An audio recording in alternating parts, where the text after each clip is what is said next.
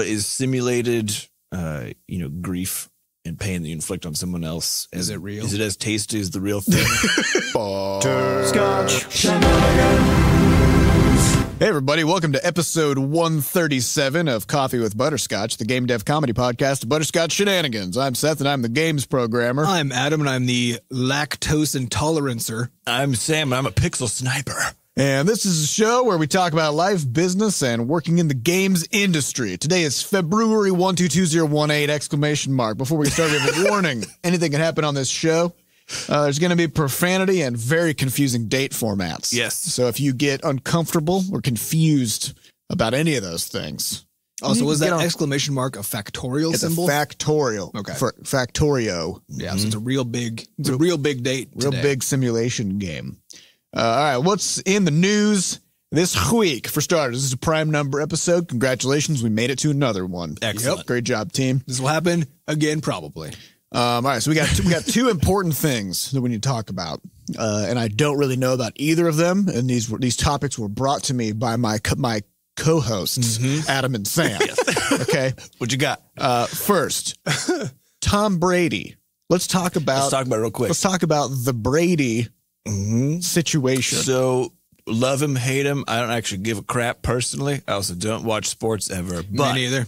A friend of mine recommended watching there's a documentary called Tom vs. Time. That's actually Facebook made, which I don't understand. It's 6 episodes and each one's like 15 minutes. And it's a really interesting dive into it is about Tom Brady, but I think really on a higher level, it's just about essentially what is the cost of expertise and acquiring expertise and what that looks like for, in this case, this guy who now is 40 years old and is, out quarterbacking most people who are considerably younger. He's outbacking them. He is outbacking them. He's like a fullback. Yeah. And so I wanted to recommend people look at it because I think, we talk about getting expertise on the show quite a bit and about how we all have our own pursuits when it comes to how much time we dedicate to, trying to work on our craft or whatever else. And in watching this, you just realize that he says this one line at the beginning where he basically just says, if you want to beat me, you have to give up your life because that's what I've done. And I'm like, all right. Except you can't because you're always going to be behind. Yeah. You have to give up your life and then wait for him to die. Apparently. Yeah, except that there's that thing where he did lose. He did lose. Yeah. No, he did lose. Well, I think that's totally correct. So there's one episode left. There is a degree of randomness. Yeah, there's always randomness. But it's just a really interesting dive. And again, I know some people have very strong feelings about this. Who cares? But the whole point is just looking at someone who has actually just like really tried super hard to completely orient their life around this particular pursuit. And then what that means for him, what it means for his family and all this other stuff. And it reminds me, there's a book we mentioned in the podcast called Peak, as well as one called Mastery, which both are about acquiring expertise and the cost of it. And the bigger point with both in Brady's case in those books is that to have one expert in your group of people requires that everybody essentially signs on to allow that person to be an expert, right? Yep. Yeah. Because they still have to, eat food or, take care of their kids or pay bills or whatever else. And there's a lot of stuff that if other people aren't willing to chip in. Society doesn't just let you do one thing. Correct. And so if you want to do that, then you actually have to have a group of people who kind of supports you in that. So I'd recommend checking it out. Really quick episodes. And just very interesting. This reminds me of there's this batsman from India, Sachin Tendulkar. And he was known as sort of the greatest cricket batsman in the fucking universe. I think that was his official title on his business card. Kind of a long title, but really good one though. And there's this great documentary about this guy and how sort of he started playing when he was, I think, 16 professionally. And it was right around in the early 90s when India was starting to come onto the world stage. And so he sort of like carried the weight of the nation on his shoulders, like representing India internationally and all this stuff. And the whole country just is in love with this guy. And they showed sort of what his routine was when he was growing up. And it was that exact same thing where basically he would go out and he'd be playing cricket all fucking day. And he would just sort of make pit stops back at his house where his family would quickly like throw food at his face, and they like give him whatever he needed. And then he would just kind of zoom back out the back door and go back and play again. And that was all he did, just all day, every day. But he couldn't do that if he had, if other people weren't there to support him and stuff. Right. So, it's a thing. Yeah. So, and then group Adam, effort, weirdly. you wanted to talk about the cost of organization. Mm-hmm. I did. Well, so this weekend, there's been a big problem in my house, which is that we moved to St. Louis a year and a half ago. Mm-hmm. We're closing on 2 years now. I had a desktop PC, before I moved. I just never put it back together. I don't have a desk in my new house, or a top. So it's just half nude all day. I've just been working at our kitchen counter or kitchen table. Dining room table. All these rooms, so confusing. So I've just been working houses, man. What are you going to do? I've just been working at our living room table for the past year and a half when I go home. Which it's the wrong height. It's kind of a bummer. There's always then just shit all over the dining room. So then when people come over, now I have to move my desk. So it's nothing about it is good, and it's been kind of a bummer going home and getting ready to sit down to work, and then just being uncomfortable. You got to do work before you can work to clear things out. Mm-hmm. Yeah, so it's just no good. And it's not my space and so on. So this has been true for a year and a half. But then finally, I decided this weekend, I was like, it's time to not be doing this anymore. So that was the plan. Was there some kind of an event? Did you I just got tired enough. Okay, it was just time now. And so we put a plan together. I was like, I need to get a desk, find a place to put it, measured out some stuff. I got a desk ordered, did all the things. I was like, all right, now time to get my PC put together. It's been in storage and parts for a year and a half. Mm-hmm. Then I remembered, oh yeah, I got rid of my actual tower, and I just have the parts because I didn't like my tower. And I was like, I'm moving. This is a good time to get a new one eventually. So you just got parts. So I just have parts. So I was like, all right, cool. That means I need to go buy a tower. And it turns out Jenny, my wife, also has a tower that she doesn't want because it's fucking enormous. It's one of those crazy gaming rigs that's like 8 feet tall. I got one of those. It's got wheels. It's got wheels on the bottom because it's so big you can't. You got to wheel it around like a shopping cart. That's extreme. So hers does not have wheels, which is a bummer because it's fucking heavy. It needs wheels. But it doesn't fit under her desk because it's at least 6 inches taller than the bottom of her desk. So she hasn't been using her desktop either. And so we're like, oh, this is stupid. Let's just go fix this. So we go to Micro Center. We get a couple towers. They're fucking spectacular. It's beautiful. Got like a window on the side, but it's not like the gamer style where gorgeous it's all glowing. Wheels. Just 4-wheel drive. No wheel drive, unfortunately. But the idea was like it's sleeker. It's sleeker and smaller. So we get these things. We get them home. We start putting them together, and nothing fits. No, this was like it was this weird. It was this weird moment because this case was beautifully designed. It was like I kept on saying as I was doing stuff with it, I was like, it seems like they knew everything that makes putting a computer together a pain in the ass, and they tried to design around it. But here's the weird thing. It took me 3 hours to build my computer, when normally when I'm building a PC, it's like 20 minutes, right? Right. But everything felt like it was easier. So I was trying to figure out, I was like, what the hell was going on here? And it was actually because the way that they designed it was to sort of showcase kind of the innards, because it's got this little panel on it, right? And so it's all about organizing. It's all about putting things, like tucking them away neatly, And you mean you get your cables? Yeah, so you get your cables, like you're like looping them around stuff, and like when you're putting in the power supply, you don't just like jam it in there and screw it in. There's like this little thing that you kind of take out, and then you put your power supply on that, and then you slide that whole thing gently in, sort of it's just everything's just kind of gently finagled, and basically this kind of resulted in two things. One is it wasn't obvious how to do anything because there's like some stuff you're gonna have to move around and get it all to work properly. But as soon as you got it, I was like, oh, this is beautifully designed, once you figured it out. So it was almost like a fun puzzle. Yeah. I mean, and it was, I had a good time, but like it burned my plan was for the day. I was like, I'm going to build this computer, get it ready to go. So when my desk comes, I can build that, be done with that. I'm going to go down to the basement, clean all that up. I was like, had this huge plan in mind. And then like 8 p.m. rolled around and we'd built these two computers over the past 4 or 5 hours. Like, I got to go to bed. Yeah. It was bedtime. It was crazy, but it was because they had spent so much of the design efforts around carefully controlling everything and making it just perfect, so you just very controlled environment, that the cost of actually doing it was enormous. And it looks great now that it's done, but shit, because the way that you normally put a computer together is you open up the panel, throw the motherboard in, fucking pile all the guts in, right? And then you're just like, cool, I'm done. And that's the end of the story because it's just all tucked away and hidden. The chaos is managed. And that's the joy. The joy of having a tower that's the size of a walk-in freezer. Yeah, you just throw everything in there. You grab your motherboard like a Frisbee and you just kind of just fucking launch it in there. And it just sticks wherever. Wherever it goes, that's where it is now. It was an interesting design problem though, because they put a window on that thing. Yeah. Now you have to care about the aesthetics of the inside of a computer that is under your desk. Well, no, you don't. So mine has a window. And here's what you do.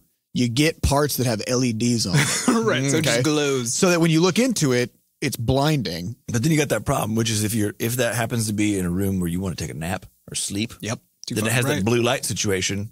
How does this happen? Only if it's on. I mean, you could put that bad boy to sleep. You're good to go. Sometimes they're very bright. They persist through death of the computer. That is true. You know what I mean? Some of them are crazy bright. That is true. I did own an upright fan that you know, like a standing fan in a room, and you could put it into sleep mode where it was like a very low, you know, calming kind of white noise thing.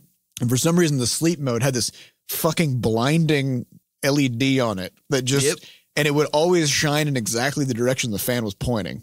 And so if you want the fan to gently put a breeze on you while you're sleeping, you also have to be awake and blind. Right. So, you know, design, it's hard. It is hard. But also, you know, long story short, organization has a very high cost. Well, I think in this case, it's actually, you suddenly were contending with an element of building a computer that you actually have not, you added an element. It wasn't just putting a computer together. It was doing so beautifully. Yeah, in a particular way. Which luckily someone else laid out a plan. Because imagine if you're like, I'm going to do this myself. I'm going to make this look really good. Yeah. I mean, a lot of effort went into designing that thing, definitely. Maybe this is more of a parable of the cost of perfection. I think so, too. I don't know, because I think about this like with my email inbox, right? Though I spend zero time managing it because it's just chaos. I don't have to. I just archive things and then search for them, right? But it's useful chaos. It's not chaos. It's chaos that doesn't have an impact. It's not useful chaos. It's chaos that doesn't matter, right? Which is the same as the inside of a computer, actually. Is it doesn't matter if there's chaos in there. And so recognizing when chaos is actually just fine versus when it needs to be wrangled and organized is important, because it always feels like you should organize the thing, you know? But really, you should just hide it. Yeah, you should just hide it. Yeah, this reminded me of, so I went and did my taxes last week, and I've been using the pile method for my file storage system now for the last year because I read algorithms to live by. And they said it's much faster to search than it is to sort. Yes. So I read that and I was like, sweet, that means I'm not actually filing anything. So I just have a pile. I just have a pile of papers in my closet from the last year. So I went through and I was like, all right, cool. I got to get all my tax stuff put together. Just went through the pile, literally 3 minutes, got everything I needed. And that's it. So basically, anytime something came to you and you're like, this seems like a finance-oriented document. I mean, there's finance stuff in there. There's health stuff in there. It's all just in this pile. Right. And then I just go dig through it and find the stuff and move on. Yep. Because you only need to search it once a year. Exactly. I've spent no time maintaining it. It's literally a pile. It's incredible. Now, here's a question. Once you're done with your taxes, can you just toss the remainder? You got to keep those for 7 years. Well, so here's what the rest of the stuff that you didn't need for your taxes. But his health stuff is in there too. Yeah, there's other important stuff in there. But here's the other rule from searching, which is that things that are on the top of the pile, things that you've used most recently, are also the things you're most likely to use again. Yeah, right. So once you've sorted them out, they end up back on the top again. Yeah, so now all those finance documents are on the top. I've been doing it wrong the whole time. Yeah, so what you can do is then just like every 7 years, just throw away the bottom third of the pile. Roughly. Then you're probably fine. Good. Actually, no, every 7 years, throw away the bottom seventh of the pile. There you go. Assuming that you're aggregating documents at a constant rate. Which, I mean, hope so. Seems to have been my life experience. I guess it is accelerated a bit. It's accelerated. You would think it would go down since the internet, but no. No, that just enabled people to send you more requests to print things. Yes. And then sign them and then scan them and then fax them back. For some reason. If you do this, just fuck you. All right. All right. Studio news. What happened last week? We sent out the very first ever Butterscotch ballyhoo. Yeah. So a few people, I think it should be, it's going out to a lot of people. I think it's Manny. They were like 65,000 as of this morning that it was sent to. It's probably about half done. It's about half done. We did send it to an individual named Manny. Yeah. Yep. Probably. That's it. Probably. I mean, just statistically speaking. So there will be, if you haven't gotten it by the time of the podcast, it should be coming in the next couple of days. It's random. They'll probably all be out by the podcast, I bet. I think so. Yeah, so we included all kinds of beefy, delicious goodies in there, including our new Crashlands comic. Yeah. Which, if you haven't got the newsletter by the time this podcast comes out, or if you just unsubscribed, you can still get the comic, which is at bscotch.itch.io. And it's been getting good response. Yeah, it's been really good. And I mean, it's a full, I think it's a 30-page thing so far. So there's the teaser in there, and then there's the first chapter. We have 2 more chapters that are getting put together. So we'll be putting those out with the next issues of the Ballyhoo as well. But yeah, it seems like the response so far has been really good. People seem to dig it. We showed a little first look of Levelhead. We showed a couple of the buddies from Scuffle Buddies. Yeah. It's just dripping with tasty flavor. Yeah. And we also introduced our abs. Yes. Yeah, we have a new program called Abs, which is sort of the sister program to Rumpus. It's really it's like the core strength of our studio. Yeah. So Abs is our anti-bug squad, which we thought, whenever we need to test stuff, it would be nice if we just had a pool of people who we could pull from regularly instead of having to make a new beta every time. Right. And so we're developing a system which is called the Abs, which is a curated group of people who have a wide diversity of gaming backgrounds and devices available to them and all this stuff. And so whenever we do a beta, then we'll ping people from this group, bring them in, have them test some stuff. And the reason that we needed to open this up is because Levelhead is now 6 weeks done with development. And it's reaching a sort of mechanical completion point. And up next is we have a few sort of UX user experience things to tweak, and then web features, and then we're ready for testing. Yeah. So I mean, we're not coming up. We're not very far away, so we thought we should give people plenty of time to get signed up into the Abs, so that when it's time to test, then we just have that ready to go. And I think our testing plan is we're going to do it in 2 phases. Where the first test, and this is how we did it with Crashlands, which worked really well. Which is the first test was a very small group of like 10 to 20 people, where the goal there was to just find the most egregious problems. Yes. Both in terms of mechanics, gameplay, balance, so as well as people who were the most forgiving. Yeah. Who would then, when everything they worked so hard for just disappeared. Yeah. And also knowing that most of the things that they produced or their save file or whatever would just be completely obliterated. Yeah. Right. Because there's no backwards compatibility. It's just madness. Yeah. And so that's how we're going to do the Levelhead testing, where we're going to have a small group as our first wave of bug crushers. Then we'll open it up for a much bigger beta. So that'll also allow us to kind of stress test some of our systems in a very small way. Yeah. It won't actually be stressful for anything except for us. Well, it's mostly going to be stressful from a user experience perspective of like, if we have a couple hundred people in a beta, and they're all building levels, and we're showing now hundreds and hundreds of levels instead of just a couple dozen. How does that work? Is that going to actually work? Because you can assume that if you get 1,000 levels into your system, and if that's still manageable and easy to sort through and stuff, then it's probably scalable enough that you're good. So, so that's how that's going. And then if you want to get into the Abs, then we have a Bitly, which is bit.ly/powerful-bscotch-abs. And there's hyphens between those words. So it's powerful-bscotch-abs. Get in there. Get crunching. It's time to crunch. Shit. Our abs will be crunching probably That's true. Within a few weeks. We actually do crunch during betas because we want everything to be good for people. So you got it. This is getting more perfect. You got to crunch those abs. Also, someone noticed. So the Rumpus logo was also sent out in the Butterscotch Ballyhoo, and someone noticed, and my wife noticed this too. She goes, "Now it's called Rumpus. The R kind of looks like a man who is like doing bending his legs back and showing his ass for the rest of the word." And I looked at it and I was like, "Oh God, like it's true." That's right. Totally fine by me. Yep. There we are. Yep. Totally on purpose. We're probably going to have everything we're doing completely on purpose. Yeah. Fully designed. And also, we have Rumpus, we have a Rumpus beta that needs to happen for the website as well. Yes. So we're probably going to have a Rumpus abs, at some point. That'll be before the game abs. Before the game abs happens. So there's going to be a lot of crunching, a lot of abs, a lot of Rumpus in the next 3-4 weeks. I like how these things just kind of work out. Yeah. It's good. All right. So before we get on to some questions from our listeners, let's quickly hit some industry news. What you got? All right. So we got two things. One, Loot Box Watch 2018. It's happening. For those of you who are regular listeners of our podcast, you will know that loot boxes are a thing we like to talk about because we think that this is a this is Gray Rhino that's about to trample the shit out of the industry as a whole. And no one's moving to get out of the way. Nobody's moving to get out of the way. Basically, the problem is that there's a lot of money to be made if you basically turn your game into a casino. Yeah.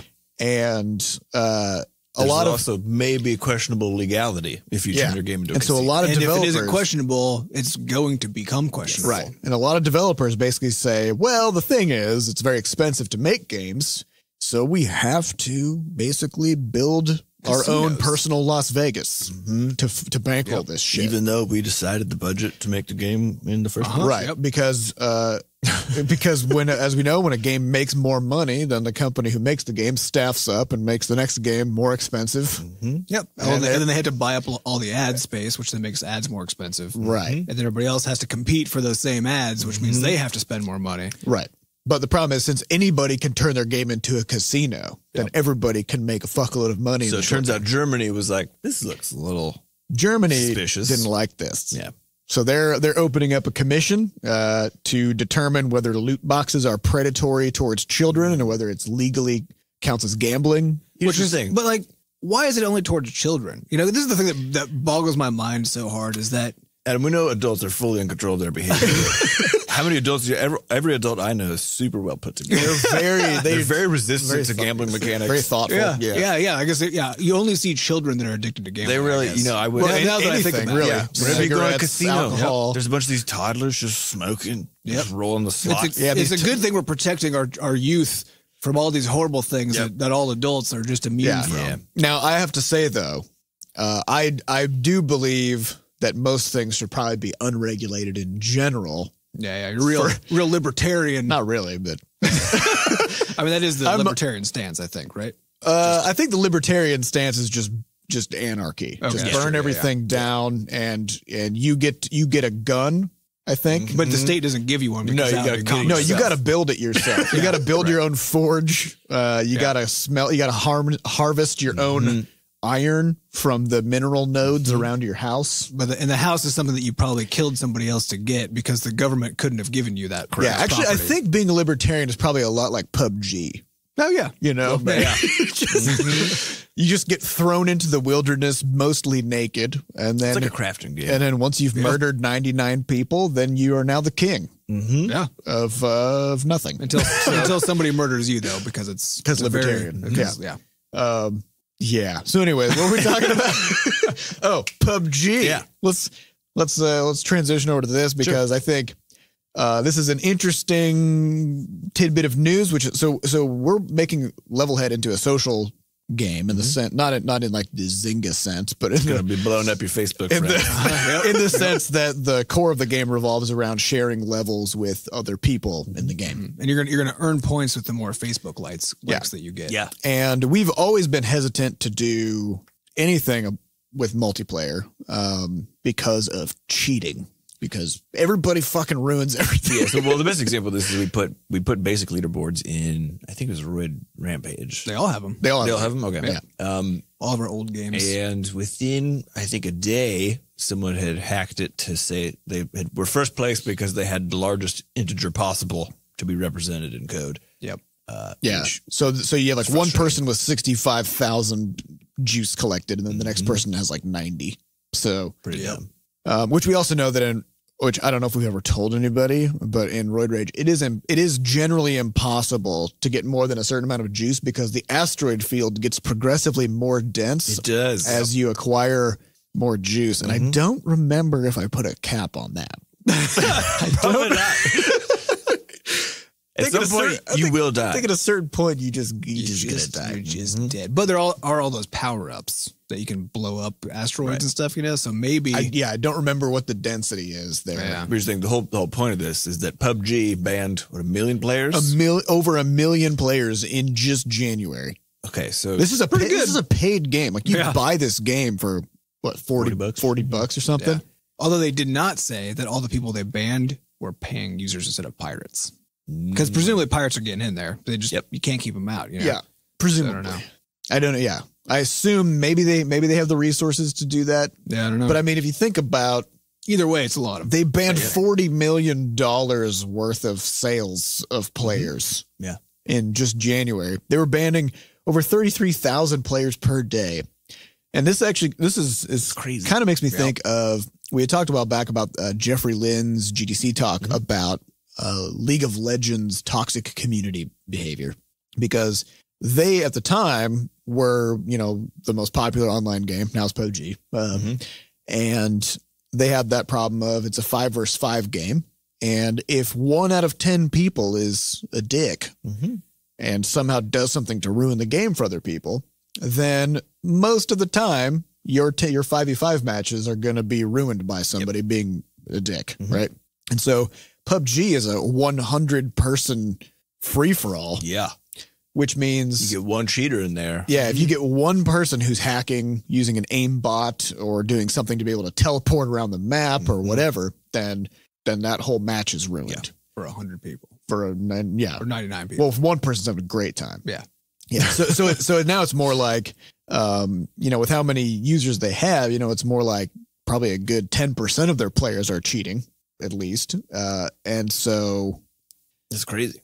Yeah. So in any given match, it's almost guaranteed statistically that somebody's going to be cheating. I still think they did it the wrong way, because what they should have done was every time they identified somebody as a cheater, put them on a different server with only cheaters. Yeah. It would have been beautiful. Yeah. Don't ban them. Yeah. You just give them a taste of their own medicine. They can never again play with normal people. Yeah, just they can only play with other, because then you just get to understand what it feels like. Because otherwise, all you feel is the power. Yeah, but also then you get to watch the arms race. I know, which would be spectacular. Because you get to see. Because now you're only playing against other cheaters, so now you have to develop something even better. Yeah, it'd be amazing. It'd be cool. Yeah, and then you could then just put up like a Twitch channel that all it does is just spectate pure hacker matches, which would be really interesting. Pretty magical. Yeah. Now, and this makes me think, what if you made a game where the point of it was to cheat? And then you wouldn't, it's like having a weed garden. Like, it's a way to shortcut the normal problems, right? So if you have and I'm not talking about weed. What we're talking if you have a garden that's only weeds, then you never have to pull the weeds, right? Weed is just a plant you don't want there. Right. And if you want all the plants, then you never, let's grow, baby. You've now shortcutted all of the landscaping you would have to do. So you also do have a really ugly patch of ground though, right? Well, yeah, but that depends on your standards. You just got to lower your bar. So if you have a game that's an online multiplayer game, but you make it really, really easy to cheat, like real fucking easy you just to type cheat. in console commands. Yeah. Everybody can just type in console commands. Yeah. Yeah. Then you make it so that cheaters don't have an advantage anymore. Because everybody's a cheater. Right. Right. And so now you don't have to ban anybody. You don't have to monitor anything. This is basically EVE Online, right? Yeah. Like just take away all the rules and don't enforce anything. When it comes to cheating, it is all about, because it's like, God mode style stuff. It's about shooting through walls. But if you just introduce those all as mechanics into a game, just take all the things that cheaters do and just have them be mechanics. Then no walls. Everybody's invincible. Yeah. Auto aim. Yeah. It might not sell very well. No. I don't know. It seems like there's a market of at least 1 million players who are looking for something like that, according to PUBG's ban list. Yes. Yeah. Actually, if we just gave them that with then a whole bunch of AI players who then weren't in God mode, right? So it wasn't multiplayer, it was just fake multiplayer. So that you come in, you play as basically a god. You play as the cheat. You play as the cheat, right? Everybody else is just a bunch of peons that you're just massacring. But importantly, but this is the important part, is because your goal as a hacker is to ruin everybody else's day. It's not actually to win. Right. So the other pretend AIs, players need to have to complain. They have to be real sad. They have to be yelling at you constantly because it's feeding your trollness. I like it. They're gonna. The other players the robot players will say things like, "I spent the last of my paycheck on buying this game. Yep. I'm so this is my 1 hour of free time because I have 100 children." Yeah. The Troll Simulator 2018. Yeah. And then maybe we can get all of the trolls and the hackers just to go play that and get the experience that they want anyway. And they can just leave the rest of us alone. But is simulated, grief and pain that you inflict on someone else. Is it real? Is it as tasty as the real thing? I don't think that's so. the problem. You know? I don't know. Maybe you could play some Goat MMO Simulator and see if that tickles your fancy. All right, let's get on to some questions from our players. These questions, I guess not all of them are players, but there are podcast listeners. These questions come from podcast.bscotch.net. So if you'd like to get your question onto a future episode, get over there, put together there. All right. First question comes from Woland77. A lot of people have been saying that video games are too expensive to make, and much of the blame for this is pointed at hyper-realistic graphics. Do you think graphical fidelity is necessarily a bad thing in games, or is this just a bunch of loud noise? Well, I think it's absurd to basically say we can have a lot of graphics if we spend a lot of money. A lot of graphics. A lot of graphics. Yeah. So we have like 8 we graphics. Have done this. Yeah. We only have it as a studio. We have something like a cumulative of like 20 graphics. Yeah. Like but, max, right? Yeah. But Call of Duty has like 98 graphics. Oh, shit. Way more than that. Yeah. But it costs like $1 million per graphic. Per graphic. Right? That's the thing. Yeah. Which is actually why we only have like 0.5 graphics. Yeah, it ramps up. I mean, it's exponential. It's an exponential graph. Yeah. Okay. So every additional graphic costs more than actually, it's true because it's an graphic. Incremental gain. Yeah. But at an exponential cost. So now I'm Call of Duty, right? And I'm like, I want real fucking good graphics. I have to buy 1,000 graphics. 1,000 more graphics. So I do that. And then I turn around and I say, I had no choice but to spend all this money on all these graphics. There's so many graphics in this game. Yeah. So now I have to, so this was too much money. I feel bad about that. Right. And now I have to put loot boxes in the game. Yeah. And the problem with those loot boxes is you have to put graphics on them. That's true. You know? I have to buy at least another 2 graphics. Horrible. You know, it takes at least 2 graphics but it's per loot box. The absurdity of just like turning the blame around and saying, we couldn't help it. You know, like you made us like this. You somehow made us do this. An abusive relationship? Yeah, well, no, I think this is gonna sound crazy. But I'm gonna say it. I have spoken with a large number of people who play video games. Okay. How many would you say? Who have literally said to me the phrase, I only play games with really good graphics. Right? Meaning they will only buy stuff that's like that is the cutting edge graphic. Sure. And they don't really put that much stock in the gameplay or the quality of the experience. It's all about, like, when I shoot something, do I see debris, simulated? Can I see a neuron? Shoot out of a head. Yeah. Do I have a scope on my sniper rifle that is also an electron microscope where I can see, down to the quantum level? Right. Because that's what the game is about for a lot of people, actually. Well, I think the thing is actually there's a particular type of game that you play where graphical fidelity is really important. So look at like Mortal Kombat, for example. The fact that you can punch someone and then see their spleen rupture and their ribs get blown out inside their body, because that's part of the game. It's part of the experience of like punching someone. But I would in the chest. I would argue that isn't super important because Mortal Kombat was a very popular, well received game, 30 years ago before it was X-rated. But it also had. But they also had ridiculous graphics at that time, as far as these like. They did stuff. But I mean, it was very high fidelity. It was. But let's just say though that your argument is true, which is that players are demanding this. I mean, people gave it to them though. So like, whose fault is it still? Yeah, I don't know. Because capitalism, bro. Capitalism. If there's a demand for something, there will be a supply. Yeah. The other truth though is that it is true that making things with higher graphics or generally higher fidelity does cost more money. Yeah. It costs way more time, more money. We experienced this firsthand with the Bacon Weed Fairy. We were making that for Crashlands. We put an extra graphic on that one. Yeah. When we use Spine. And so Spine, for those of you who aren't familiar, it's a 2D animation engine that essentially lets you put bones into a 2D creature of some sort and then just wiggle the bones around and the body follows the bone. Which this is how 3D animation works. Same way. And so I think I ended up spending like 3 days animating this Bacon Weed Fairy, which prior to this, the maximum amount of time I'd spent animating something was maybe like 4 hours, maybe. Yeah. And it turned out really cool looking. But then for other reasons, we ended up not being able to use that actual animation in the game. And the thing is, people still talk about the Bacon Weed Fairy. They still enjoy the fact that this insane creature exists. It's not as smooth of an animation as it was in Spine, but the whole point is that like doing that extra bit, even just on the animation side with 2D graphics, was a tremendous blowout in terms of our overall time cost. Yeah. So it is definitely true that like the more graphical fidelity you have, the more work there is to do. Yes. The more number of graphics there are. Yeah.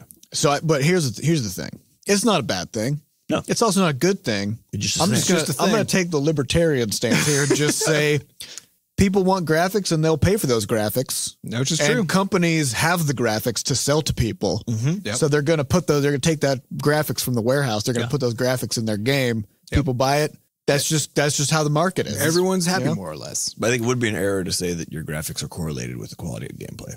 Yeah. Yeah. And I also think aspects of entertainment. it's correlated with cost, but it isn't the thing that determines cost. Correct. Because, the companies making video games are just companies, Most of their costs are going to their CEOs. That's just how that works. And the rest is going to advertising. And the CEOs aren't putting any graphics in there. I know. Yeah. What's that about? What is that about? It's pretty wacky. We need to put these CEOs to work, have them put at least 3 or 4 graphics in that game. Yep. My God. All right. Next question comes from Mennalus. Hello. Hey.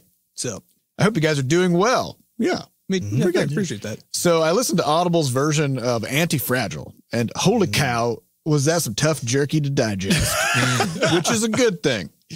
Any other books similar to that I should listen to? Thanks again. Similar to that. Yeah. And I will say, just for anybody who now decides to go listen to that or read that book, just remember, you just got to get past the author's self-absorption and obsession. Right. If you just look past it, You got to get all the Wiznugs out of there, because there are many. So it's all kinds of good content in that book, but you just got to just know that you're going to be really tired of that author. Well, here's the thing. Like you should be able to develop an ability to not necessarily have to enjoy the person you're listening to while getting the information from them. Yeah.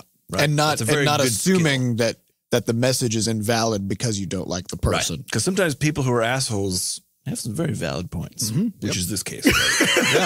Yeah, he takes every opportunity that he can to like snipe a little bit at people. And it is true that I agree with basically everything that he says. But he doesn't have to say it that way. Exactly. Right. What are other books? Actually, I've actually read, he has a whole bunch of other books. That's the most recent one. It kind of is the culmination of all of them. So I don't think you need to read the other ones really. But I think that's done. So between that and then like Thinking Fast and Slow. The Power of Habit.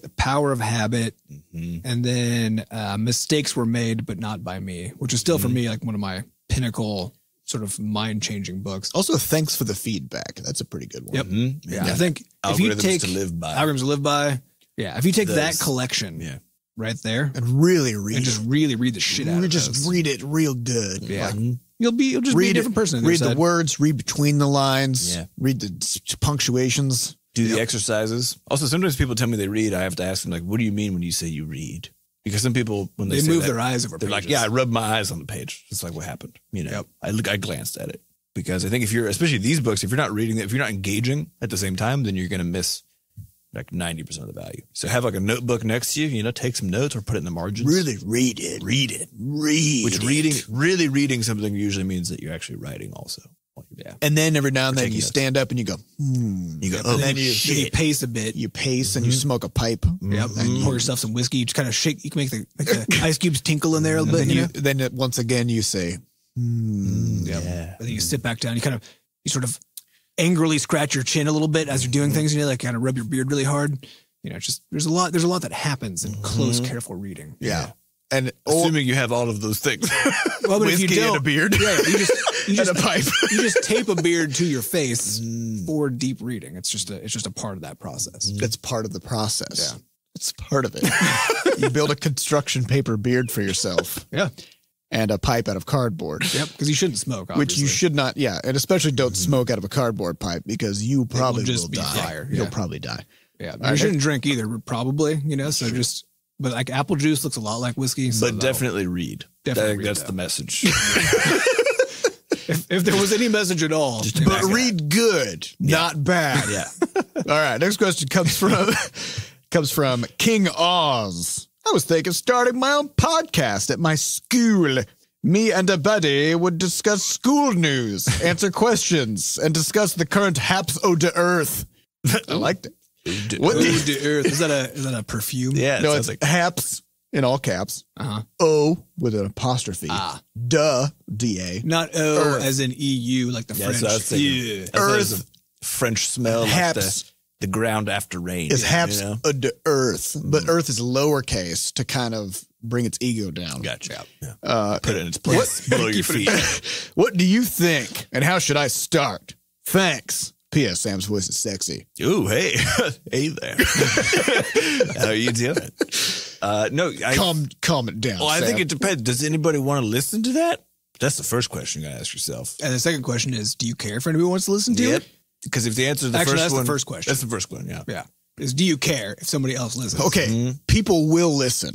Okay. People will listen to this. Okay.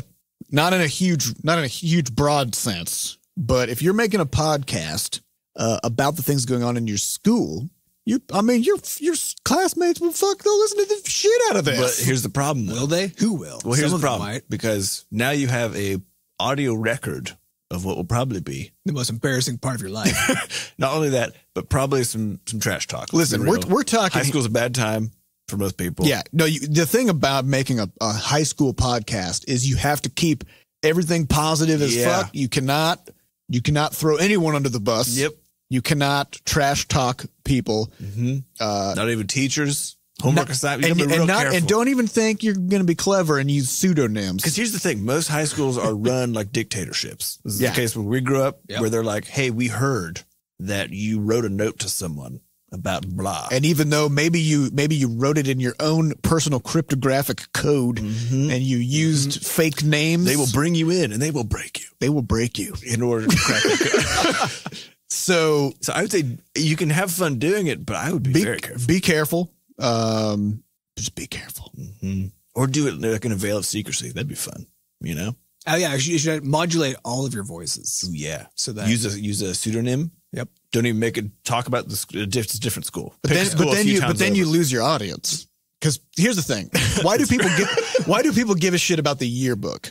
Because they're in it. Yeah, they're in it, right? Also, you have that page in the back where you can like draw pictures and sign it for other people. You get your autograph book, you know? Yeah, it's super. But really, you just want them to write a note for you. Yeah, you want to say, hey, and you want to know. Yeah, you want to see that all your favorite people were liked you enough to write a nice. People like the yearbook because it's about them, and they like having people sign their yearbook because that other people get to talk about them. This is the reason people like Twitter and Facebook and everything. Yearbook was basically the Facebook before Facebook. Yeah. So I don't even know if yearbooks still exist because the idea of taking pictures of people and putting it into a book seems very archaic now. Actually, but tradition though, so probably they still tradition. Exist. So the thing to think about with this podcast is like, you can mix in haps of the earth, of course, but people in your school are mostly going to be excited about haps of the school, and actually mostly haps of themselves. Haps of themselves, right? So it's a great smell. Yeah. So you have to walk that line of throwing people that bone, you know. So you got to throw people onto the bus, not under it. Right. You got to get people on that. I saw Stanley yesterday in the hall. Sweet shirt, Stanley. Looking good, Stan. My man. So-and-so got elevated to first trombone. Dope Nice as fuck tromboning. Great work. Yep. Yeah. Well, yeah, that's how that works. So yeah, I guess that could work. I don't know. Yeah, I just, after all of our wrangling with administrators and schools, I don't and stick bear my in neck mind out. that I don't trust those people as far as I can throw them. And bear in mind, if you take questions from people will ask questions where they try to throw other students under the bus. And by answering those questions, you are now culpable as a murderer. Because throwing people under buses is a crime. Kills them. Right? So maybe, I don't know. Be honest. Maybe pick something not school related. Yeah. If you did do a podcast, do it for fun to sort of cultivate your audio skills, you know, work on your quality of production. Keep as far away from the school as possible in terms of topics of conversation. And maybe then you don't have to be so careful about it. Yeah. So yeah, try that. All right. Next question comes from imcade. What event in any game has made the biggest impact? Be it storytelling, finishing a game, or beating your best friend and rubbing it in their face? Biggest impact on, I think, just on the earth, sort of on society. like an asteroid situation. Yeah. I know that Pokemon Go, just in a general sense, I don't know if we all saw these videos, but where people were chasing a Blastoise in Central Park, there's like a herd of humans, okay, with their phones out, and someone saw a Blastoise pop up like in a nearby, and this mob of people hunting a Blastoise, which doesn't exist physically, goes running across the park to go. I assume not looking at each other, just looking at their probably phones. looking at their phones. And then they all get there, and then because they're all in the same network, and they're all like moving their phones around, trying to find a good signal. Which I think everything about that was very poetic about the current nature. It's of almost humanity. an episode of Black Mirror. Yeah, it's like really 1 is. inch away. Everybody's chasing imaginary animals. But I will say it was like, as far as the last couple of years, because that was actually a big thing because my wife and I those went 2 weeks. Yeah, my wife and I the first 2 days went out. Yep. And the thing is, we saw some other guy on the other side of the street with his phone. Oh yeah, we saw that too. And you're like, you make eye contact, and then you're like, you catch him. Okay, let me ask you this, because people always talk about like video games have this thing, this untapped potential to sort of change the human condition. Mm-hmm. Do they though? Because I think for starters, you opt into them, right? Sure. So like by playing a game, you're choosing that you want to have that experience to begin with, which means you're not necessarily likely to opt into something that's going to take you really far outside your comfort zone, right? But then even events like Pokemon Go, where it was this weird cultural phenomenon, because it's tied to a product that also, needs to be updated and all this other stuff, it has a shelf life. Right. So it, like you said, it lasted for a few weeks. And at the very beginning, people were talking about how this changes everything. You'd go down the street and all of a sudden people are out on walks. Mm-hmm. People who would never leave their house for any reason other than to go to the grocery store and work. Catch Pokemon now. All of a sudden, they're walking down the street catching Pokemon. Mm-hmm. People are walking their dogs more. People are going to the park. People are going to parks they never even knew were there, right? And then after a couple of weeks, you caught all the Blastoises. Right. So why the fuck are you going to go to that park? Yeah. Well, I think the reality is that it's not necessarily that people are resistant to change. I think it's just change is not a particularly sticky thing. Right. And generally, it wasn't a change. It was just a thing that happened. It was an event. Yeah. And I think that's the way to think about it, because, the reality is for most people, most of the time, even if you have one of these big events like land in your lap, it'll change things dramatically for a very brief window of time. And then the inertia wears off. Like the momentum wears off from that thing. It's a regression to the mean. Yeah. And we've talked about this after game jams, right? Yeah. There's a post jam high that lasts somewhere between like 2 and 4 days. But you have to hold on to it as long as you can. And then it's going to go away at some point. Yeah, you got to set up that IV bag of 5-hour energies. Yeah, but it is triggered by the jam itself. And I think actually after the jam weekend, we had another jam day, I think 2 days later, because everyone was just like on it. So, I think the reality is most things aren't that sticky. But, and also when it comes to other sort of gaming events that I thought were really interesting, the Twitch plays Pokemon one again, but that whole thing was so weird and cool to see. Like, it just happened. Yeah. So I think the thing for me that's been really interesting is watching not individual games that have a single player aspect, but just sort of the weirdness that comes from having that online social aspect to games and how that sort of branches out into the real world in a much more meaningful way than like killing stuff in Dark Souls. Right. Mm-hmm. So that's what I've been kind of interested in, which is where Levelhead's coming in. I think we're gonna have some fun with that. See what happens. Yeah, it's easily the next Pokemon Go. Easily, you guys. Yeah. People are going to be out in parks. People are going to be out in parks building levels, downloading them and playing them, completely unrelated to the fact that they're at the park. But somehow it's going to encourage. There's a thing there. It's going to be. So what it's going to be is we're going to actually create geocached levels where you can when you build the level. Kind of fun. You put it somewhere. Yeah. So if you're in a park, you can publish it into the park. Yeah. You're like, I'm going to put a level here. I kind of like this. That is cool. You put a level in the park. Well, here's the thing. Then we're going to start getting sued by people, because then someone's going to be like, there's a level out in the middle of this lake and they're going to go drowned. Because parents are going to sue us. Yeah, except people who have drowned can't sue you. Boom, checkmate. Except their family can. Not if the whole family drowns. This is a big bust situation. Yeah. We got to make sure the game is so good that entire families drive into the lake. And that's how we're going to make the world a better place through video games. I think that's I think that's right. Just to bring it back. Yeah. Full circle. What? If you're driving a van full of children and also playing a video game, that's a bad decision you have made right there. Don't do that, folks. Yeah. All right. Next question comes from Senolir. Submitted anonymously first. Oops. Any input for solo game devs trying to learn everything? I'm already a programmer. How do I balance doing that with learning enough art so that my games stop being hideous? Good word. Yeah. How do you do? Good choice of hideous. How do you do the do? I think we always think about our games as tools, so you just pick the next thing. So level heads are like, we want to learn how to do this web stuff. So how can we do that in the most fast and effective way, given what we already know? So then we just do that. And then the development of this game has a much higher focus for the three of us, and for sure on how to actually get the web stuff going. So instead of thinking like, oh, I need to learn all of these things to make what ends up being, sort of a culmination game, break it down and say, okay, for my next game, I'm going to make a good looking game. And that necessarily means the mechanics are shorter. Keep it mechanically. Yeah. Don't put all the emphasis on a complicated game to program. Push it in one domain at once. But what was the saying? If you chase 2 rabbits, catch none. Yes. Yeah. Don't chase 2 rabbits. Like a Catholic nun or so. Yeah. If you chase 2 rabbits, you're going to end up becoming a nun. You dive in the bush and there's just a nun. Yeah. And honestly, I think it's unlikely that any person's going to catch a rabbit, just sort of athletically. Yeah. But if you're definitely less likely to catch. But this is a lesson about scoping, right? Because not only to avoid chasing 2 rabbits, but just have a rabbit trap. Yeah. And just trap baby rabbits. That's what programming they're not going anywhere. is. That's what programming is. Or get a sweet bow and arrow. Just stand there. No, just an arrow. They gotta move. You gotta move. It's true, because arrows run real fast. Arrows, they do. They get those little tiny legs. It's freaky. Yeah, that's right. But remember that you can make it an award-winning game that's beautiful with just rectangles. Mm-hmm. Thomas Was Alone. Mm-hmm. It's great game, beautiful, well done.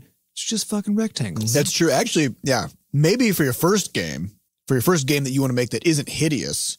Just have good colors and rectangles. Yeah, do some studying of color theory and just make it fucking beautiful with shapes and colors. Yeah. So when people think about art, they're often like, okay, so my game's hideous right now. It needs to just look better. The problem is when you talk about art or drawing or whatever, there's a bajillion different aspects of that thing. And probably the most impactful one to start with is color. Yeah. So make a game that has a really good color scheme. And shapes. Maybe, but it's just shapes. Yeah. Don't mess around with like trying to render a face on it. But because if you can imbue personality into something that looks good because the colors are nice and the proportions of sizes of things are nice, and right? things are squishy. But if things are all squishy and bouncing and they kind of convey something, if you can do that without even having a face on a thing, then you've now made it to that next level. Because then after that, now you can start adding faces to things, right? But if you look at our art, and including for Levelhead, we're still following the same kind of paradigm of just trying to make the minimum amount of complexity of art assets possible, and then do all the rest through. We only want one graphics. We only want one graphics. Yep. One graphics. Because that's how we keep the price of our games. That's the cheapest. That's right. Yeah. If you put in one graphics, then that's the cheapest cost per graphics that you're going to get. Yep. So it just ramps up from there. Yep. So I would do that. And then the other thing that I would recommend when it comes to learning art, and Sam, you could probably speak to this, is don't assume that you know anything. Yeah. Well, it's actually the truth for anything you're doing. Yeah, but for some reason, people feel like because they can see that they know what things look like. Yeah. Well, here's the fact. The fact of the matter is, which is not true. Yeah, and if you try to draw something, even just make a facsimile, like make a direct copy of it, just by looking at it, you will recognize that you actually don't even know how to see. Yeah. If you're a person who has not trained your eye to draw, you don't even know. You're not looking at things, and this is like, it's freaky, but it's a fact that you can kind of test yourself by trying to draw something that exists in front of you. Yeah, and so instead of drawing that thing, if it's a human face, you'll draw like your caricature in your mind of what a nose looks like. Correct. Instead of that person's nose. Yeah. So it's wacky. It's really weird actually to think about. But yeah, if you haven't actually done a lot of drawing before, in particular, or any art, make sure you look at references and look at tutorials and stuff for how to do it. That's the easiest way to do it. Tutorials and references, just like you would do when you're programming. You got to go to the documentation. Right. What do functions do? Because you think you know how a nose looks, you don't. You think you know what arguments this function takes, but you're also wrong. Mm-hmm. Yeah. Exactly. Yeah. All right. Next question comes from My Secret Weapon DLC. I have a tendency to defend it as a necessary evil. The cost to develop keeps climbing, but the cost to purchase has been the same forever. Mm-hmm. Many people view it as content that should have been there from the start. What are your thoughts? Sometimes that's true. DLC is just a thing, just like graphics. Yep. It's fine. So, well, there's this point about the cost of purchases being the same, but the cost to develop keeps climbing. However, the total market has grown like a bajillion. The market has grown dramatically, so you can distribute digitally, right? So it used to be the case that if you sold your game for $60 at best on a shelf of Best Buy, as a developer, you'd get like $4 because there's 39 middle companies that you have to go through to get it onto the shelf, right? So developers are, selling the game to the end user for the same amount, but developers are taking home a lot more money than they used to per copy. So there's that. Like Sam said, the market's enormous now. So, and you can sell infinite copies without having to print a single CD. Right. Like a better way to think about it is there's a total value for a thing, and it just gets split up among everybody who plays it. Yeah. It's kind of an easier way to think about it. So, you know, that with the Wu-Tang Clan had that one album they published, and like they put it, there's just one copy and it's in like a silver inlaid box, and they sold it for $2 million. Oh, really? Yeah. It's like, they probably could have published it and made probably about $2 million, you know, but that sounds like a lot of work though. Yeah. So they just sell one of them. They just auctioned it off to one person. Right. And that's that. Instead of having to print CDs and it's like on tour, you can go listen to it. Can you lease it? Can you rent it for a day? I don't know. For $100,000. But yes, I think a better way to think about it is that there's increased value in games because the market's so huge. So if you look at like Stardew Valley or something, selling just however many crazy number of copies, like Terraria is an easy example, like 22 million copies, or whatever. The total value of that game then is just tremendous, right? And if you were only able to sell that to, you know, a much smaller group of people to recoup costs, you'd need the price to be higher. So the reality is that increased price now, it doesn't actually follow. It doesn't make sense to say that you have to increase the price because the games cost more to make, because there's but there are those graphics. There are those graphics. They do cost more to make. I think you have to when you're operating on enormous budgets where despite the fact that you can make way more money than you used to be able to, that you've increased your cost just to match. Yes. Which is true of basically any AAA title, is they've increased all of their costs across the board under the assumption that the amount of money they're going to make from that game, from that product, will match what it made the year before plus some projected increase, right? And so if you're at a big AAA studio operating as a public facing company that has shareholders to answer to, you're behaving just like a normal company does, which is that you increase your costs to match your revenue. Right. You get more of those graphics makers. Yep. So you can make more money off those graphics. And you buy more ads. Yeah. Right. But so if you're a game like Grand Theft Auto 5, right? Which is, I don't even know how long it's been out now. They just keep working. 3 or 4 years. They added 4 years. But it's still one of the best selling games every quarter. Yeah. Everywhere. Right. So I don't know what that game has made by now, but you know, probably billions of dollars. I think it made almost $1 billion in its opening weekend. It made like 850 million or something. And without a doubt, they spent a fuck ton of money on development of that game, right? But it was not $1 billion. Right. It was only like half that. It was half that. It was probably half that. It was probably half that. But they've made well over what their investment was in that thing. But that's not true of all titles. Right. Yeah. And especially when you're constantly increasing your cost to match your projected revenue. Because it's still every launch is a gamble. If you look at the EA launches, right? Unless you have your sacred series like the FIFA and that kind of stuff that's just like guaranteed to make more money every year, no matter what you do. But outside of that, everything's just kind of a crapshoot. Right. But I think as far as DLC goes, I mean, there's not necessarily a right or wrong approach to it as far as whether it's free, whether it's paid, because I mean, it still takes a considerable amount of effort to make it, right? Basically, where's the incentive for the developer to make something that they're just going to give away? Well, I think people often get most hung up about day one DLC. Yeah. Or if you basically say, I have always found a little weird. Yeah. If you're like, here's the game and here's the expansion pack for an extra $40 or whatever. Yeah. But I think it's a framing issue, because the reality is if they just waited like 3 months and then said, oh, here's an expansion that you can buy for, like, everyone would be like, cool, this is great. Yeah. But because it seems like, again, it's the pairing of this idea that DLC is somehow held back content. Like it was going to go in there, but you pulled it back because you're greedy. Right. Is there something that the developers decided to add, then they had to spend investment time and development time on. Therefore, they need to recoup the costs of doing that. This is actually something we talk about internally, because there's a framing issue here between like a player base and the developers of a game, where say there's a feature that we do want to add, but we also need to launch the damn game.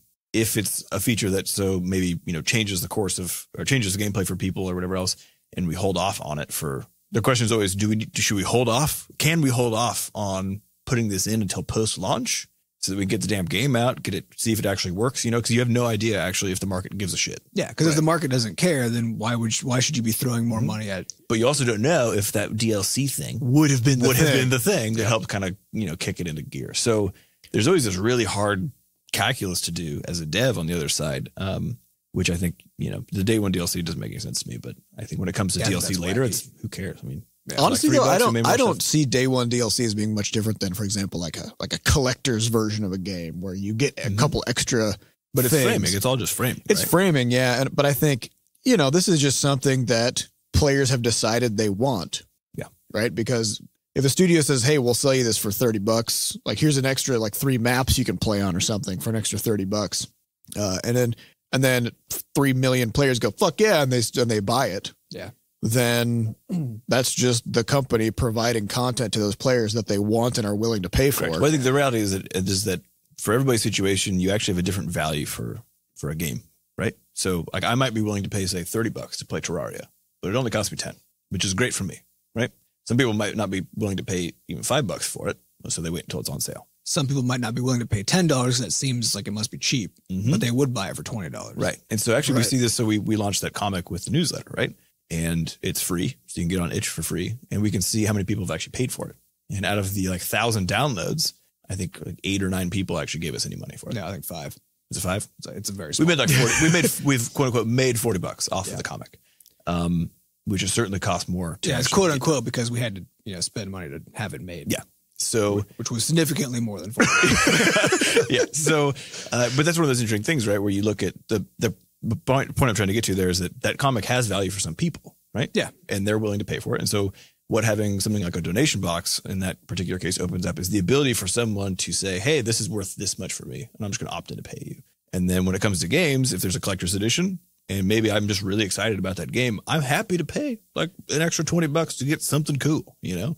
And so you as a business then get to capture that particular person at a different pay grade, which is the whole idea with whales. Yeah, I think the difference is when it feels like you've segmented your audience into like, when it feels like you've segmented the game into a part of the game and then like all the good stuff that you have to also spend another set of dollars on to get, instead of it just, because I think of like Fallout New Vegas had some sort of a like pre-order collector's thing, right? Where you could buy, like, you got to start with like a shotgun. Yeah, you start with a shotgun and binoculars, right? It's not game changing. It helps you a little bit at the very beginning, but very minimal because you need some ammo and stuff too. And and what a binocular, doesn't really matter. So, but it was just this kind of fun little thing that you could get that didn't feel like it split the player base into the haves and the have-nots, right?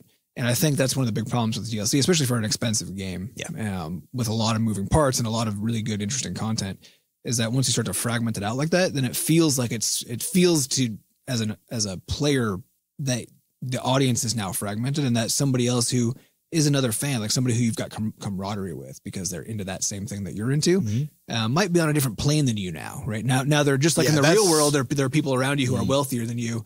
Now you go in your imaginary space, and it's still the case, and it's still true. It's just kind of it's kind of a bummer. Yeah. I think I remember WildStar had this where you could buy the collector's edition of the game, and then you get this crazy looking set of gear that you can wear, and this giant hoverboard that you could fly around on, and you could tell the players who had the collector's edition early on in the game, even in the low level starting zones, when you're sitting there wearing like, you're like you're fucking wearing a rag, wrapped around your neck or something as chest armor, and then somebody comes by with like these crazy glowing tubes like flying past on their hoverboard.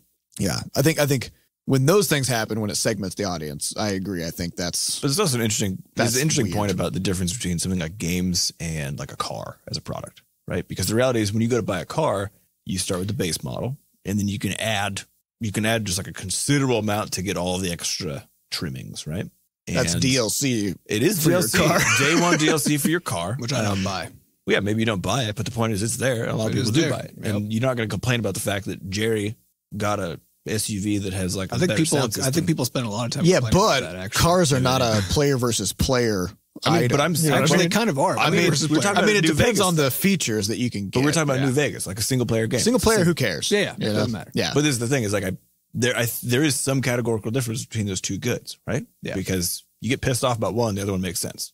Or you go to McDonald's and like, oh, you want like a slightly larger beverage? You want to supersize it for 35 cents, and you're like, they go, it costs us more to give you more. So if you pay more, we'll give you more. And you're like, sure.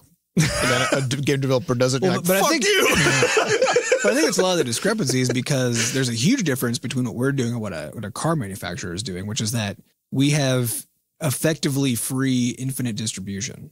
Yeah. So all of our costs are abstracted away from the end user, because our costs have to do with having made the thing in the first place and having made the decision to make it at the cost of doing something else we could have done. So if we make a game and we say, okay, we want to be able to add this additional content, so we think it'd be really cool if players could also do X, Y, and Z, right?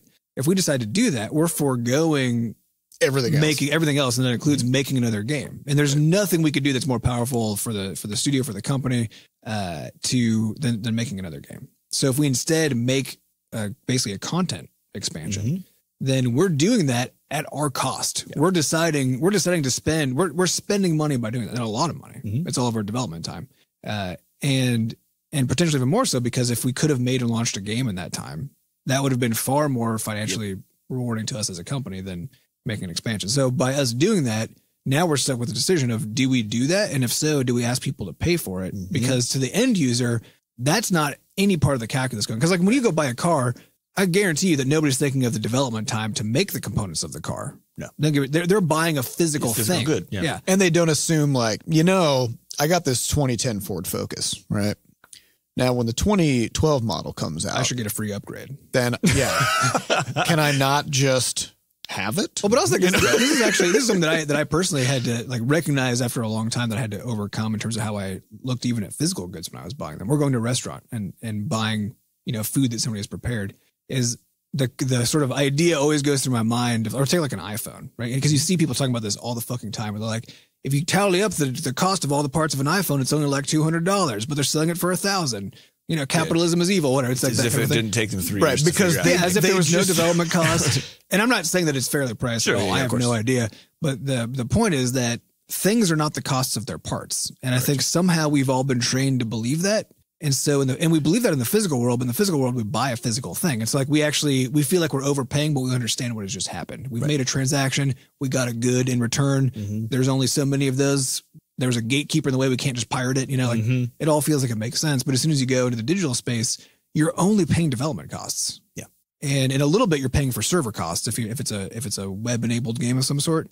But that again is abstracted away. Like players don't think for a second when they go play a round of Rocket League, I wonder how much server cost this is causing Psionics. To Psionics, right? And of course they have infinite money. I mean, fine. Because I'm a developer, I think about that, which is why I used to buy every car that. Yeah, exactly. And I did the same thing. Right. I have to be costing them some money here, Right. Yeah, and so I think that's really. Which is also why I'm happy to pay for a subscription for something like Eve or World of Warcraft, because I know you're paying for continued development of the game. They've got a fucking warehouse of servers running 24/7 to make them still working on it. Yeah. They're patching it every day. You're basically paying human salaries is what you're doing. Yeah. But I think that distinction where when it comes to video games, you're not buying a good. That is just not what is happening. You are, and it's even strictly not that, because you're licensing intellectual property. You don't own any aspect of that. There's just no sense of ownership at all between you and that thing that you're experiencing, and that the idea that it's the same as buying something in the physical world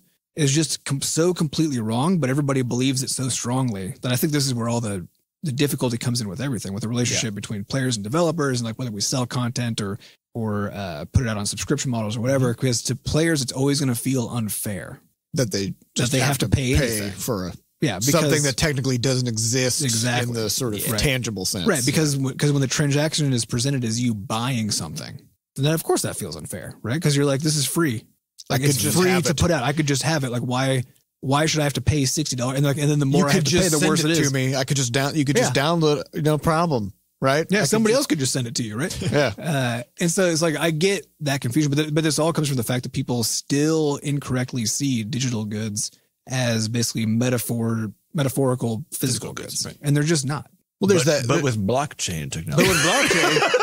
Which is true, right? That's actually what blockchain is trying to do, is to bring digital into physical, but that's not going to. With blockchain, you could say, I mean, you don't even fucking need blockchain. You could just say, hey, we are going to sell 20,000 copies of this collector's edition, right, or whatever. You don't need blockchain to do that. You just sell 20,000. You can just do that. But then what would that even mean? Because now you're basically saying now you, the user, own this thing, right? So you're actually selling. No, really, it just means you got in line at the right time to get access to a license. Yeah, so they're just fundamentally different things, and I think the framing is the only thing that we can do, because the fact is that the way that players or consumers see buying a game is completely disconnected from the reality of the business of making games. Correct. There's just no relationship between those two things. And so the best that we can do as developers is just try to do stuff, try to make the best guess that given that our consumers are going to always think we're out to get them. Mm-hmm. And that they always think we're trying to get as much money out of them as possible. And that they think we're like actively suppressing things to get the most money, you know, or whatever. We have to try to make decisions about how we're going to monetize things based on just not what the reality is of like what this business model is, but what our users are going to think that we're trying to do, which really sucks. Yep. Well, and we have to make, you know, this is a concern with Levelhead, where piracy has never been that big of a concern for us because we've made single player games. Mm-hmm. And if somebody pirates the game, we just think, well, that sucks, but you know, didn't cost us. Because as long as enough people are honest and do buy the game, then we can keep making games. Then we can keep going, right? And so at a certain point, that threshold doesn't really matter. But I think it was just last week we ran through the numbers on Crashlands and we discovered that on Android we have about 100 pirates to every paying player, which means as soon as if we enable some kind of a web feature that anybody can use, then that means our server costs are going to be 100 times what they should be in terms of paying to non-paying. And even if they're fairly low, they could be 1% of that. Yeah, exactly. You know, those things as I calculated out sort of some estimates for what our costs might look like for Levelhead. And, but if we just multiplied that, cause like it was actually quite reasonable, even if with pretty good numbers and stuff. But if we multiplied that by 100, that's a fuckload. It's all of a sudden really expensive, right? Yeah. At base, it's like, oh, that's completely affordable. Not even a problem. But you take anything times 100 and that could start to become a problem. Right. And so this is actually our biggest concern then going forward is trying to make sure that we develop systems not to keep people. I mean, we do need to try to keep people from cheating, but the fact that because people view digital goods as just this free thing that they should just get to have, then now all of a sudden we might put ourselves accidentally into a position where we cripple ourselves financially because we haven't put in safeguards to keep people from ramping up our server costs. So, you know, there's a lot of considerations that go into these kinds of things. Really, I think the best model for it, which would never happen, I'm not even proposing we ever even try to do, but I think the most sort of reasonable financial model for this kind of a business would be more the Patreon style. Yeah. Right. Where a bunch of people, because that's really what's like when you buy something from us or from some other developer, what you're doing is you're saying, I like what you do and I want you to make more of that thing. Right. And I want to pay you for the time it took to make this one. Yeah. Right? Honestly, if I could convert, say, something like my WoW subscription into just a Blizzard subscription. Yeah. Right. Yeah. And you just give them money every month and then you just know that's going into making content for you. Then I would, because then I'd have, you know, StarCraft, Diablo, Overwatch, blah, blah, blah. And it's just, I know they make quality stuff and they patch it and they update it and they keep it fresh. I would totally do that. Yeah. And it would make developers less dependent on just the whims of trying to introduce stuff into a market and hoping for the best. And, you know, I mean, I think that would be, and also, and then it removes the idea that like, that I have bought a game. Right. Yeah. So maybe this is the future of Rumpus. You know, maybe. But we'll need to have so many people in there that it won't matter. We'll need 39 million people in Rumpus. Probably. We'll need the biggest back end. Yeah. Of any developer. Huge back end. Yep. And we'll also need really, really huge abs. Yeah. You got to counterbalance it. Yeah. Got to keep that Rumpus up. All right, well, that's all the time we have for this week. So we'd like to thank our producer, Fat Bard, for making us sound good. Thanks to our community moderators who keep our Discord and forums running. If you'd like to get more involved in the Bscotch community, you can head over to our Discord server at discord.gg/Bscotch and come say hey. Also, if you'd like to adorn your body with Butterscotch merch, check out our shop over at shop.bscotch.net. Or if you'd like to send us something, we have a mailbox. You can find that over at mailbox.bscotch.net. Don't send us anything living. We really appreciate Good rule that. of thumb. Yep. Yeah, because we can't guarantee that we will get to that package in a timely manner, and it will die. It's also very cold outside. It's very cold. So, all right, well, thank you all for listening, and we'll see you next week. Bye. Bye.